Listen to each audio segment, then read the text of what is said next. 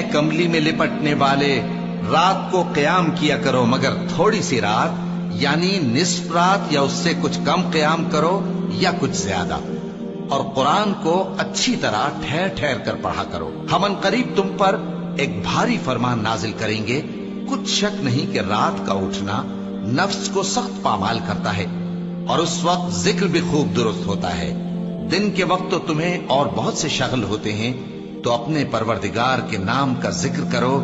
اور ہر طرف سے بے تعلق ہو کر اسی کی طرف متوجہ ہو جاؤ۔ وہی مشرق اور مغرب کا مالک ہے، اس کے سوا کوئی معبود نہیں، تو اسی کو اپنا کارساز بناؤ۔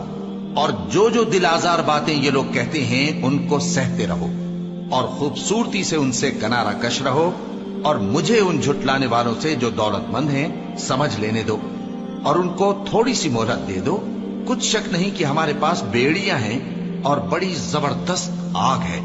اور گلے میں اٹکنے والا کھانا ہے، اور درد دینے والا عذاب ہے۔ جس دن زمین اور پہاڑ کانپنے لگیں اور پہاڑ ایسے بھربھرے ہو جائیں گے جیسے ریت کے ٹیلے، اے اہل مکہ، جس طرح ہم نے فرعون کے پاس موسیٰ کو پیغمبر بنا کر بھیجا تھا، اسی طرح تمہارے پاس بھی محمد صلی اللہ علیہ وآلہ وسلم ایک رسول بھیجے ہیں جو تمہارے مقابلے میں گواہ ہوں گے۔ سو فرعون نے ہمارے پیغمبر کا کہا نہ مانا تو ہم نے اس کو بڑے دردناک انداز سے پکڑ لیا۔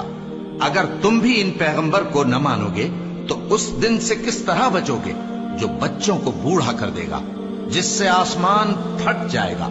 یہ اس کا وعدہ پورا ہو کر رہے گا۔ یہ قرآن تو نصیحت ہے، سو جو چاہے اپنے پروردگار تک پہنچنے کا راستہ اختیار کر لے۔ تمہارا پروردگار خوب جانتا ہے کہ تم اور تمہارے ساتھ کے لوگ کبھی 2/3 رات کے قریب اور کبھی آدھی رات اور کبھی تہائی رات قیام کیا کرتے ہو،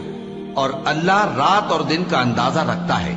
اس نے معلوم کیا کہ تم اس کو نبھا نہ سکو گے، تو اس نے تم پر مہربانی کی،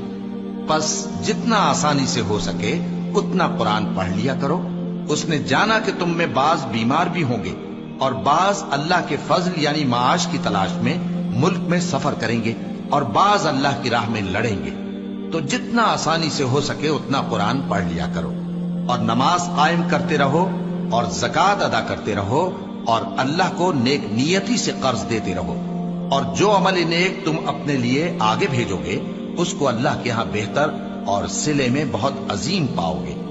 اور اللہ سے بخشش مانگتے رہو، بے شک اللہ بخشنے والا ہے، مہربان ہے۔